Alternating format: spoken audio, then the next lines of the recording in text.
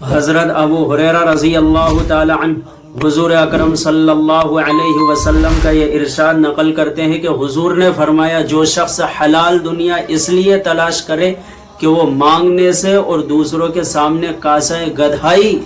پھیلا کر کے بھیک مانگنے سے بچا رہے اور اپنے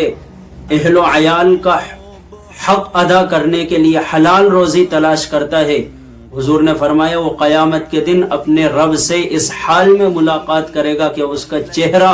14ویں رات کے چاند کی طرح چمک رہا ہوگا۔ اس لیے حلال روزی روٹی تلاش کرنے میں کوئی قباحت اور برائی نہیں۔ انسان کو اگر حلال روزی روٹی مل رہی ہے